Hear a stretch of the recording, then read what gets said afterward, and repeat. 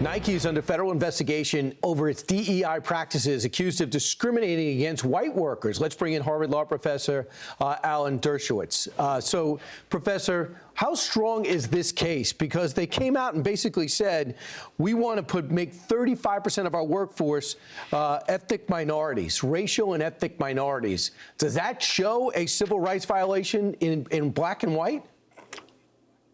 It does. This is a big deal because many companies were forced under DEI, diversity, equity, inclusion, to create black quotas and quotas for other groups. And every time there's an affirmative quota, it has a negative impact. If you have to hire a certain number of people from one race, it means you can't hire them from another race. Big deal. It's going to have a big impact also on universities, faculty admission, student admission.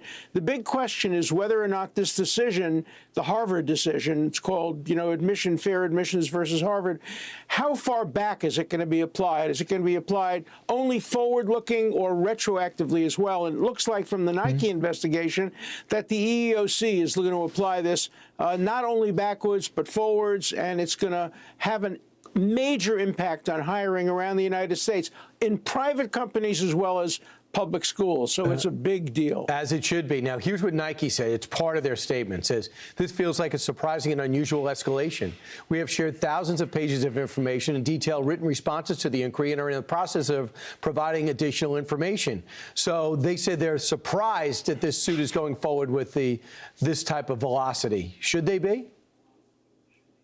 No, they shouldn't be surprised. The reason I think they are surprised is they were forced into this by the Biden administration. The Biden administration pushed very hard for DEI and for quotas. And so they said, look, they complied with what the administration wanted them to do. Now there's a new administration, a new sheriff in town, and that new sheriff wants a different approach. And the American people want that approach, and the Supreme Court wants that approach. So they shouldn't be surprised. But I don't think they're going to be unhappy in the end with the result, because I think DEI and quotas were forced on companies and on universities, with companies often against their will, with universities with their complicity.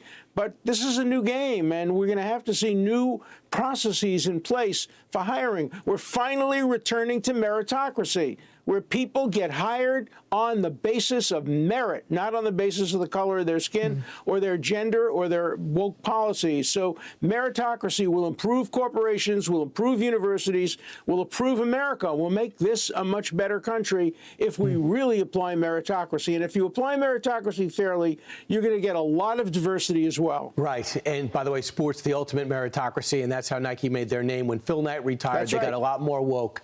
We're going to keep an eye on this. Thanks so much for joining us, Professor Dershowitz. Appreciate it. I'm Steve Doocy. I'm Brian Kilmeade. And I'm Ainsley Earhart. And click here to subscribe to the Fox News YouTube page to catch our hottest interviews and most compelling analysis.